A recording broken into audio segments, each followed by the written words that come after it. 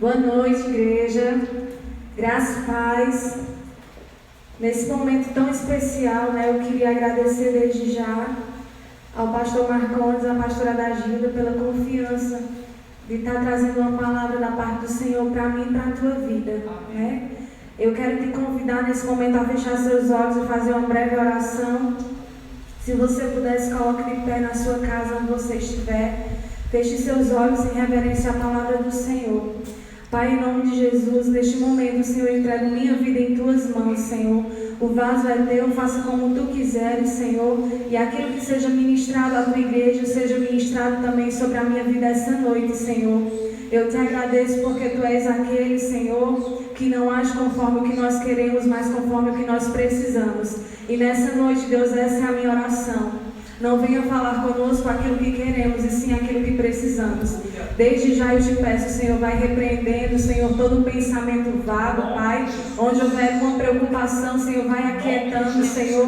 E que esta palavra, meu Deus, seja lançada como uma semente, Deus, no coração daquele que a minha voz poderá alcançar este momento, Senhor. Eu te agradeço, Pai, desde já, crendo que grandes coisas o Senhor fará esta noite. Em nome de Jesus.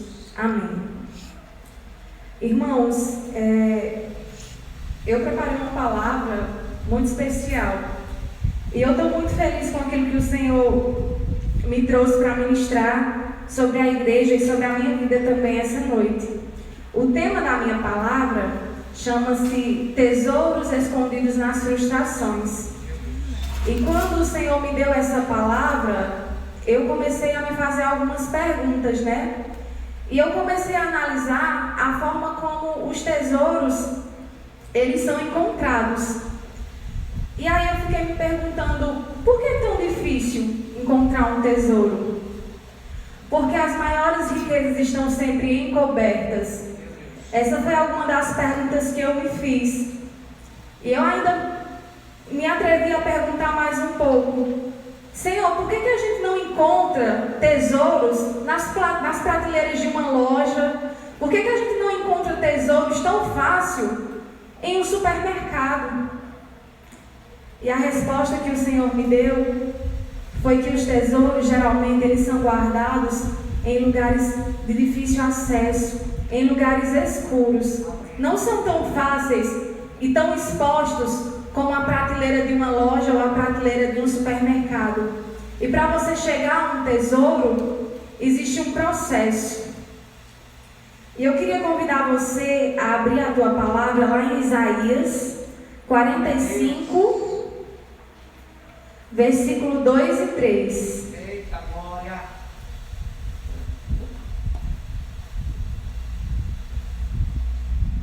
E diz assim a palavra do Senhor nesses dois versículos: Eu irei adiante de ti e endireitarei os caminhos tortos.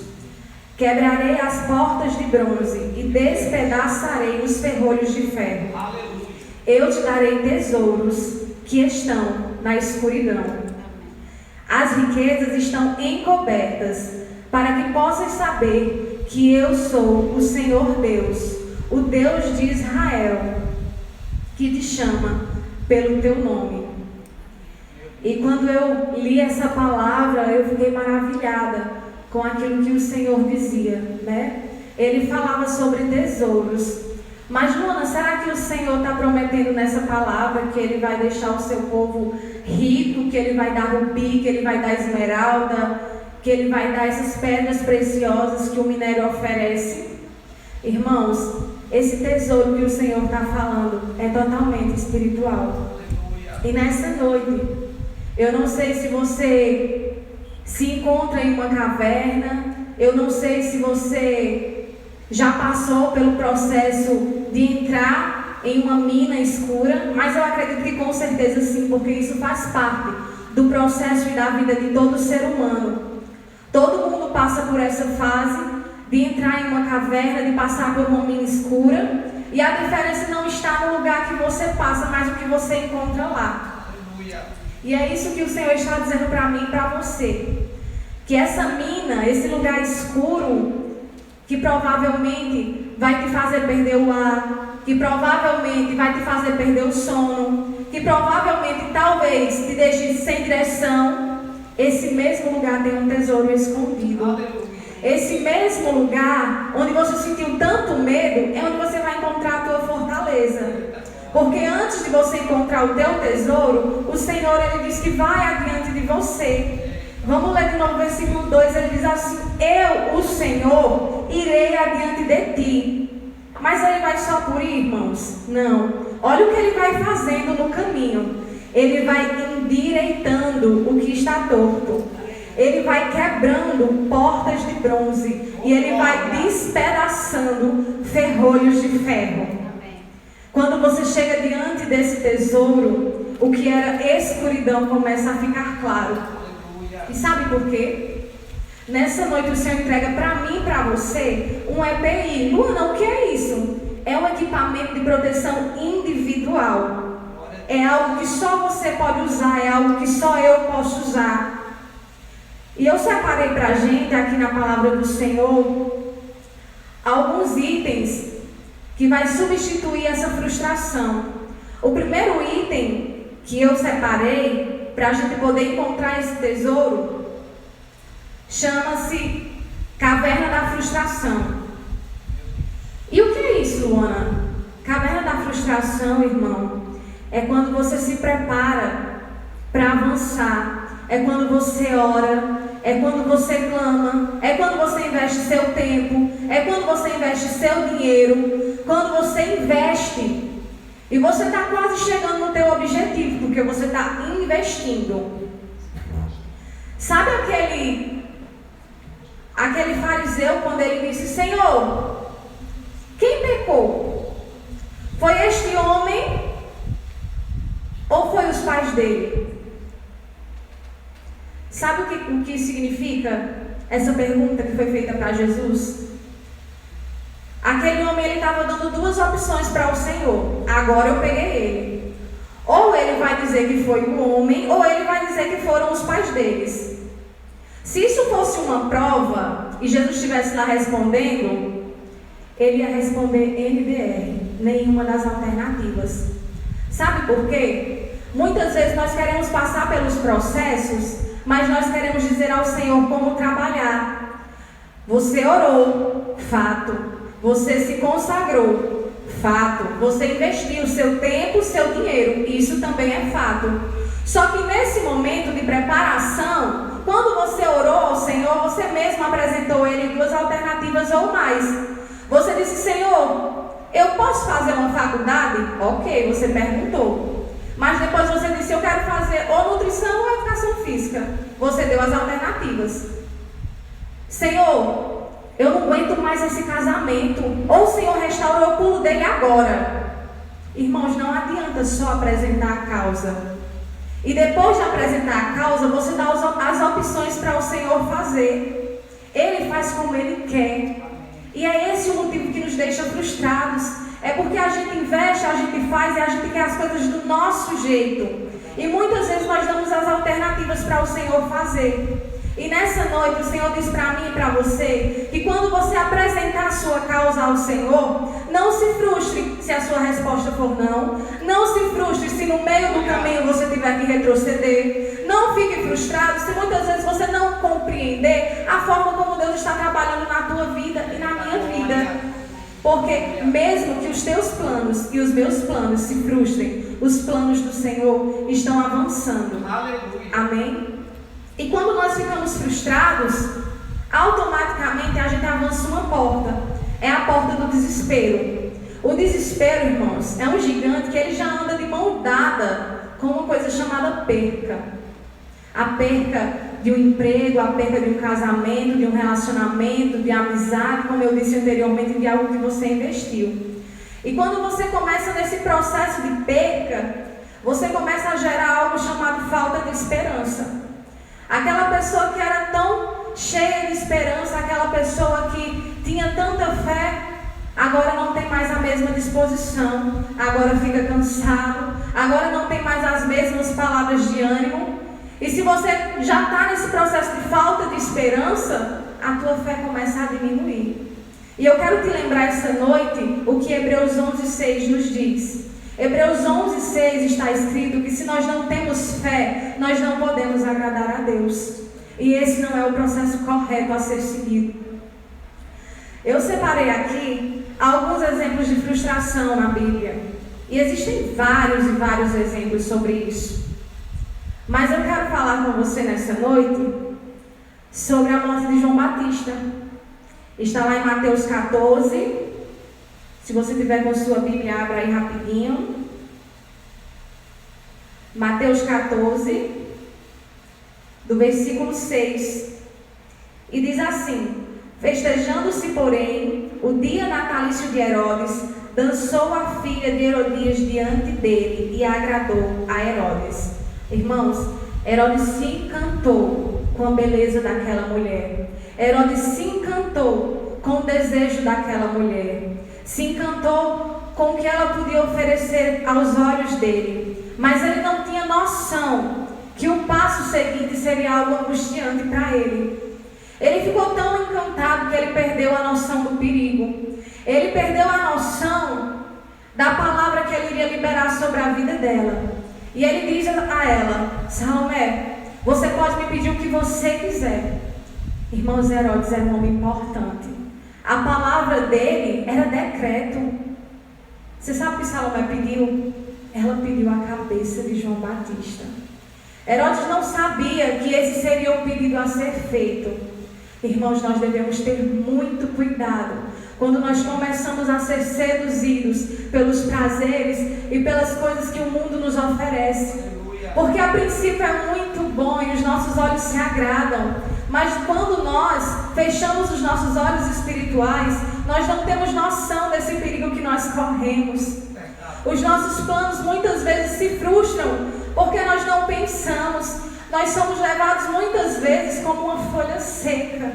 Quando a folha largada da árvore, o vento começa a levar ela sem direção. E ela começa a ir para a direita, para a esquerda, e ela já não tem mais direção, ela já não tem mais rumo. E o Senhor diz para mim e para você essa noite: não perca a tua direção, não perca o teu foco por aquilo que os teus olhos estão vendo por um momento. Porque o momento pode te dar prazer, o momento pode ser algo que te dê muita alegria, mas eu quero te dizer que essa alegria é passageira e a conta dessa alegria ela chega. E quando ela chega, muitas vezes, você não tem como remediar. Herodes deu a palavra dele, ele não teve como remediar. João Batista teve que morrer. A cabeça de João Batista rolou e veio para aquela mulher num prato. E ele muito se angustiou por causa daquilo. E agora os discípulos se reúnem e eles começam a conversar entre eles. E agora o que a gente vai fazer? Vamos enterrar João Batista. E eles fazem isso, enterram o corpo porque a cabeça estava prometida. E eles vão ter com o mestre, se encontram com Jesus e contam o que aconteceu. Qual a reação de Jesus? Ele quer ficar sozinho. Vamos ver esse momento no versículo 11. Mateus 14, versículo 11. E sua cabeça foi trazida num prato e dada à jovem, e ela levou a sua mãe. Chegaram seus discípulos, levaram o corpo, sepultaram e foram anunciá-los a Jesus. Jesus, ouvindo isso, retirou-se dali num barco para um lugar deserto, apartado. E sabendo, o povo seguiu a pé desde as cidades. Irmãos, a morte de João Batista não significava só a dor de um amigo ou de alguém próximo a Jesus. A morte de João Batista significava algo maior para Jesus. Ele sabia que ali estava se encerrando o ministério de João Batista e que automaticamente o seu ministério estaria iniciando.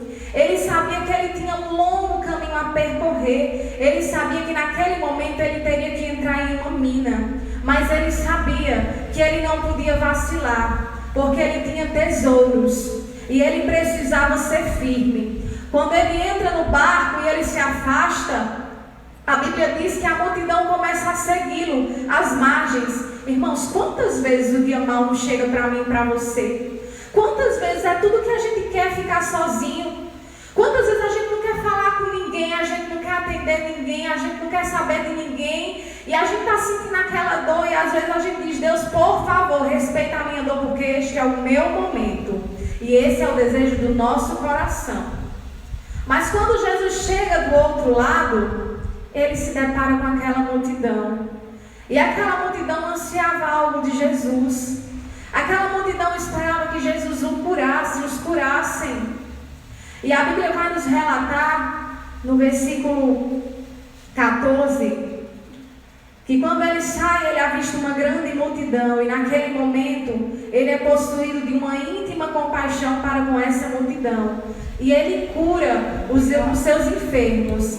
Irmãos, naquele momento, os planos de Jesus talvez fossem frustrados, porque ele queria ficar só, mas os planos da multidão era que ele os curasse. E os planos do Pai, para aquele momento, era que o nome dele fosse glorificado. E o Senhor nunca vai permitir que você fique sozinho nessa mina, nessa caverna, nesse lugar, quando os seus planos forem só a sua dor. Irmãos, toda vez que a dor de outra pessoa estiver batendo à sua porta, não pense em você.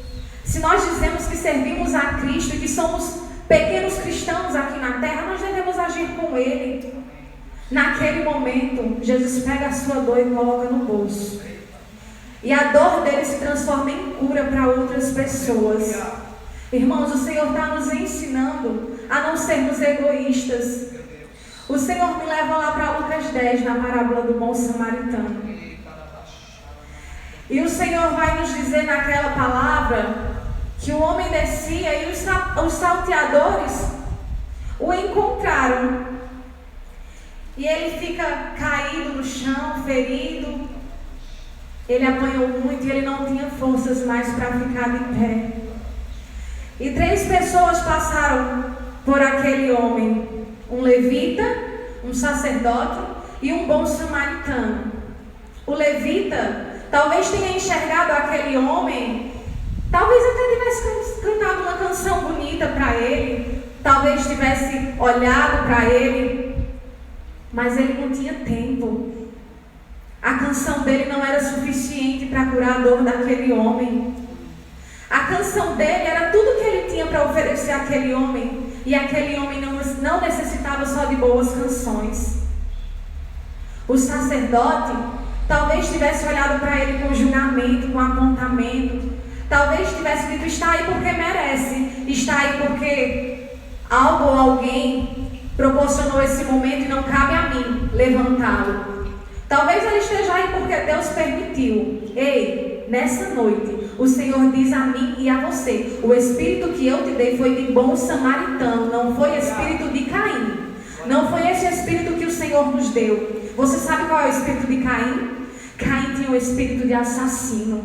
Ele assassinou o seu irmão. Ele convidou o seu irmão para ir ao campo, e o seu irmão foi. Mas quando ele chegou no campo, o que ele encontrou foi a morte. Irmãos, quantas vezes alguém nos procura porque precisa de uma palavra amiga, confia a mim, a você, a sua vida, o seu problema, a sua necessidade, e você divide com outras pessoas. Pessoas têm sentado em mesas, têm dividido problemas, têm dividido situações na esperança que eu e você levemos uma palavra de ânimo, levemos uma palavra de conforto. E quantas vezes essas mesmas pessoas não são decepcionadas, não são frustradas, porque a mesma mão que parecia ser amiga é a mesma mão que mata a sua fé. Eu quero te dizer que o Senhor é aquele que contempla todas as coisas. E mais uma vez Ele te diz, nessa noite, o Espírito que Ele soprou, o Espírito de vida que existe entre mim e você, é o Espírito que traz vida ao próximo. E aquele bom samaritano passou. Irmãos, ele não tinha tempo também. Mas sabe para que ele não tinha tempo? Ele não tinha tempo para perguntar porque o homem estava no chão. Ele não tinha tempo para perguntar se ele estava ali porque ele merecia. Ele não tinha tempo para perguntar se não tinha mais ninguém para ajudá-lo. Ele não tinha tempo, mas ele tinha pressa. Pressa em levar aquele homem a um lugar onde ele pudesse sarar suas feridas. Pressa em carregar aquele homem em seus ombros. pressa em pagar um preço pela vida daquele homem. E nessa noite o Senhor está dizendo: não tenha pressa em saber da situação do seu irmão, mas tenha pressa em pagar um preço pela vida dele. Tenha pressa em se levantar em favor dele. E para isso não precisa saber se ele pecou, se ele não pecou, se foi o pai, se foi ele, se a maldição existe sobre a vida dele, porque alguém lançou, porque alguém disse. Não tenha pressa. Nessa noite, se levante e levante alguém junto com você. Eu quero falar também nessa noite sobre Jonas. Jonas, ele recebe uma missão do Senhor. E o Senhor diz: olha, Jonas, você tem que ir a Nínive, porque eu tenho uma obra para completar lá. Irmãos, e o Senhor faz dessas coisas com a gente. Ele nos leva a lugares que muitas vezes nós não queremos ir. Sabe por que Jonas não queria ir a Nínive? Irmãos, aquele povo não tinha amizade com o povo de Deus, não. Era um povo perverso, aquele povo não queria saber de Deus, aquele povo não tinha compaixão. Aquele povo era rebelde. E aí o Senhor diz a Jonas: você tem que ir. E Jonas diz: quando? Hoje? Hoje não, hoje eu vou para Tarsis. E o Senhor permite que ele chegue até a metade do caminho. Ele sobe no navio, sobe no barco, naquela tripulação. Existem outros homens ali. Será que vale a pena, irmãos, pagar o preço da desobediência por aquilo que o Senhor tem mandado a mim e a você? Será que Ele não se responsabiliza quando Ele nos envia? Eu não estou dizendo de você fazer algo quando você sente vontade. Eu estou falando quando Deus te envia. E quando Ele te envia, Ele te confirma, Ele te capacita e Ele se responsabiliza pela tua vida. Se Ele te enviou, você não vai morrer. Se Ele te enviou, o propósito dele vai acontecer. Ainda que para isso os seus planos sejam frustrados. Ainda que para isso aquilo que você planejou não aconteça. Não está acontecendo da forma que você quer, que você deseja, que você espera. Mas com certeza está acontecendo para que o nome do Senhor seja glorificado. Então Jonas vai para Tarsis. E naquele momento começa uma grande tempestade. Existiam pessoas inocentes ali. E o Senhor dá coragem a Jonas. E ele se lança ao mar com um propósito. Mas Jonas não sabia que ele ia ser engolido por uma baleia, e muito menos que ele ia parar em Nínive. Mas ele chega lá, de um jeito ou de outro. Quando o Senhor nos ordenar, nós teremos que chegar do outro lado. Porque o plano dele irá se concretizar. E não adianta perguntar, não adianta se questionar, não adianta ficar trancado em um quarto dizendo: Deus, por quê? O Senhor te diz: não me pergunte por quê, mas me pergunte para quê. Eita, glória. Vamos ver o que Salmos 18:30 fala.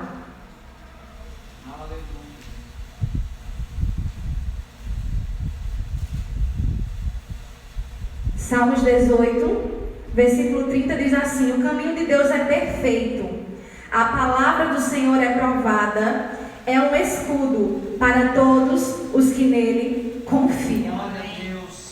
Então Jonas chega em Nínive, ele prega para aquelas pessoas rebeldes que não queriam nada com Deus, que não tinham compromisso com o Senhor. O rei daquela cidade ouve, se arrepende, os ninivitas se arrependem. A obra do Senhor se completa naquele lugar e Deus usa quem Ele quer. Você querendo, você não querendo. Você se achando capaz e você se achando incapaz. O Senhor vai te usar.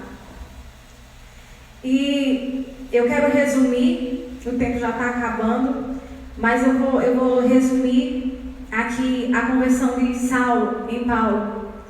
E para mim é uma das histórias mais lindas que a Bíblia nos oferece. Porque Saulo, ele também era um homem sanguinário, um homem que não queria acordo com o Senhor. Era um homem temido entre o povo de Deus, porque ele perseguia, ele acusava o povo do Senhor. Mas o Senhor Jesus tem um encontro com ele. Lá em Atos 8, versículo 3...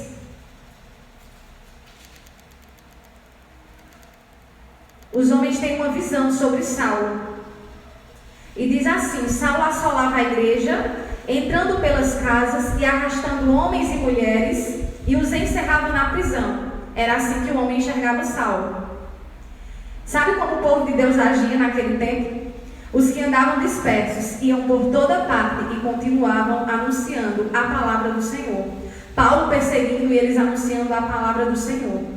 Paulo colocando na prisão e eles pregando a palavra do Senhor.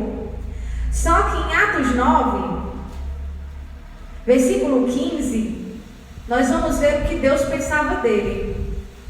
Disse-lhe, porém, o Senhor: vai, porque este é para mim um vaso escolhido para levar o meu nome diante dos gentios, dos reis e dos filhos de Israel.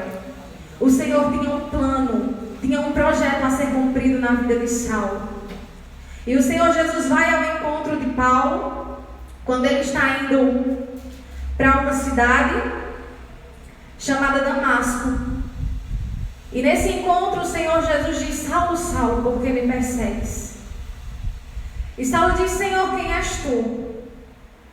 E o Senhor Jesus tem uma conversa com Saulo naquele momento e se retira.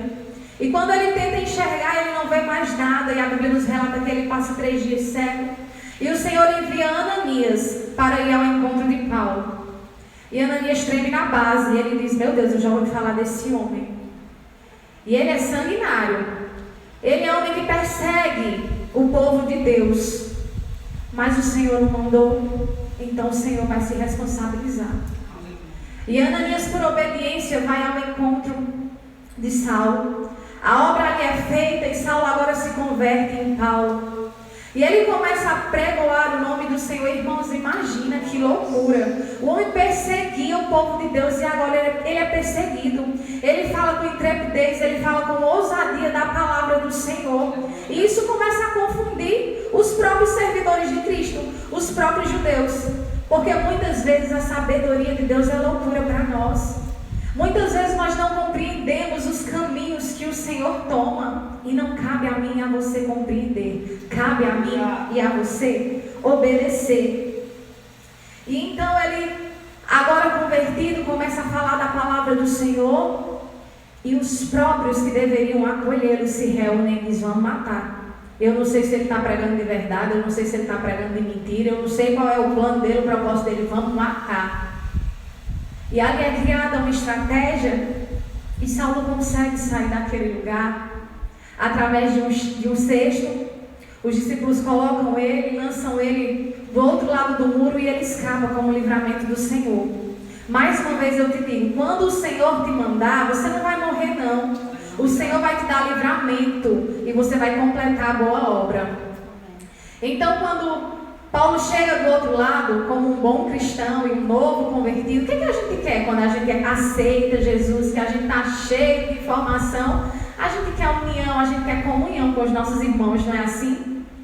E era isso que ele desejava. Então ele parte para Jerusalém em busca dessa comunhão com seus irmãos. E quando chega lá acontece a mesma coisa. Eles não acreditam que Paulo agora é transformado. E por mais que ele se esforce, por mais que ele tente dizer para os seus irmãos que ele realmente mudou, por mais que ele tente, ele não tem muito sucesso. E mais uma vez ele não é aceito pelos seus irmãos. E quer saber? Que coisa boa ele não ter aceito pelos seus irmãos. Luana, como assim? O Senhor já tinha traçado um plano para ele. Depois que ele sai daquele lugar, ele passa 3 anos na Arábia. Fazendo o quê? Engordando, lendo a Bíblia quando quer, lendo de vez em quando um versículo ou outro, orando de vez em quando não. Ele vai ser preparado pelo próprio Senhor. O Senhor é quem vai prepará-lo durante todos esses 3 anos. E ali ele recebe todas as instruções. E eu já vou encerrar falando dessas instruções que se encontram em Timóteo, 1 Timóteo, não, Gálatas 1, perdão, deixa eu abrir aqui rapidinho.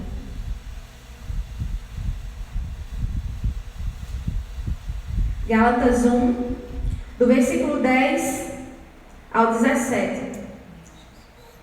O propósito dele ter não sido aceito pelos seus irmãos ocasionou isso aqui, ó. Versículo 10. Por que persuado eu agora a homens ou a Deus?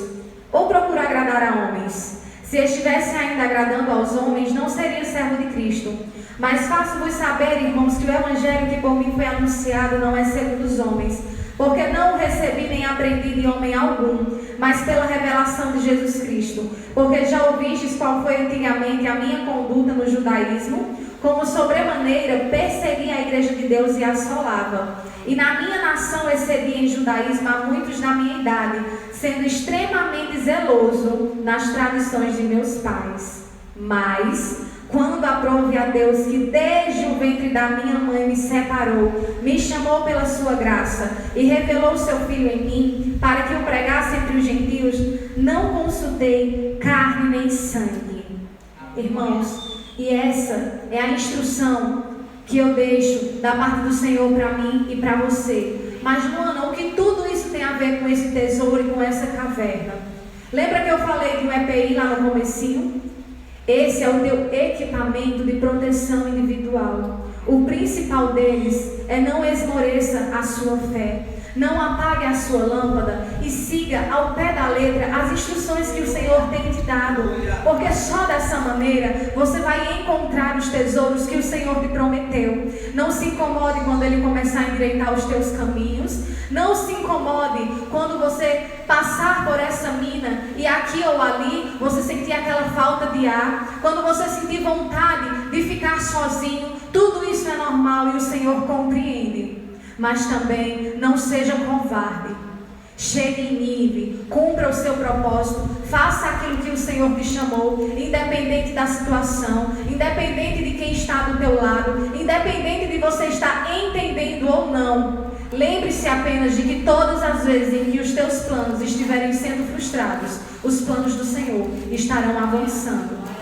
Eu agradeço a Deus pela rica oportunidade. Desde já quero convidar o pastor Marcondes para dar os avisos e ministrar uma oração sobre nós. Amém. Glória a Deus. Glorificado e exaltado seja o nome do Senhor. Aleluia. Que palavra tremenda. Meu Deus. Jó 42, verso 2. No momento inoportuno na vida dele, ele disse: Senhor, eu sei que tudo podes e que nenhum dos teus planos podem ser frustrados. Olha a confiança desse homem diante de tanta tribulação que tinha passado na vida. Será que nós podemos expressar isso ao nosso Deus nessa época de quarentena, nessa época de pandemia? Será que o seu coração pode olhar para os céus e dizer: Senhor, eu sei que tudo podes e que nenhum dos teus planos podem ser frustrados? Acima dos teus planos estão os planos de Deus. Amém, queridos? Tesouros são difíceis de encontrar e guardados em lugares secretos. Paulo diz que nós temos um tesouro precioso, ainda que seja guardado no vaso de barro, que somos nós, que é o Espírito Santo do próprio Deus habitando em cada um de nós. Amados, dentro dessa palavra eu quero concluir dizendo para você que não desanime, faça como Jó, profira essas palavras de fé ao seu Deus. Pai, eu sei que tudo podes e que nenhum dos teus planos podem ser frustrados. Amém, amados? Os planos do Senhor vão se cumprir sobre a tua vida. Se você crer, diga amém aí onde você estiver, no nome de Jesus. Já quero agradecer a irmã Luana pela palavra. Que Deus abençoe e continue te usando cada vez mais com ousadia, intrepidez e coragem. Amém, amados? Eu quero dar alguns recados, já vou orar por você. Na terça-feira, próxima terça-feira, amanhã às 20 horas, sexta, 20 horas, tem uma live com o pastor Carlos Mendes. Estamos estudando o livro de Efésios, carta de Paulo aos Efésios. Amanhã não vai ter. Ok, então amanhã não vai ter o estudo com o pastor Carlos. Eu vou estar aqui na igreja ministrando um estudo para algumas irmãs, ok? Me perdoe. Domingo também eu quero fazer uma correção, não é culto de ceia, domingo ainda é 31, Amém? Então domingo, culto da família, 19 horas, você é o nosso convidado. Terça, 19h30, nós estamos estudando sobre o Espírito Santo. Estamos estudando os dons do Espírito e vamos estudar falar um pouco na terça sobre o dom de discernimento de Espírito. É um dom que todo crente deve anseiar e deve buscar da parte de Deus. Amém, amados? O dom de discernimento de Espírito. Eu comecei a falar um pouco na terça-feira agora e vou continuar na próxima terça, 19h30 horas. Você não pode perder, tá bom? Fica de pé, eu quero ministrar uma oração sobre a sua vida, baseado naquilo que a Luana ministrou nessa noite. E já quero abençoar você com as bênçãos apostólicas, em nome de Jesus. Eu vou dar a bênção apostólica, depois eu vou continuar com uma oração. Que o grande amor do nosso bom e eterno Deus, que a graça e a paz do nosso Senhor e Salvador Jesus Cristo, que a unidade, a comunhão, o poder e o discernimento do Espírito Santo repouse e esteja sempre sobre nós, em nome de Jesus. Se você crê, diga amém. Soberano Deus e eterno Pai, na tua presença nos encontramos nessa noite, diante do alimento que foi servido, diante do alimento que foi ministrado, meu Pai, diante da semente que foi lançada aos corações que nos escutaram nessa noite. Eu louvo ao Senhor porque o Senhor sabe da nossa necessidade. Eu louvo ao Senhor porque Tu sabes de todas as coisas. Foi o Senhor que criou os céus e a terra, é tudo que nele habita pertence a Ti, meu Deus. Eu louvo ao Senhor porque muitas vezes nós nos frustramos quando traçamos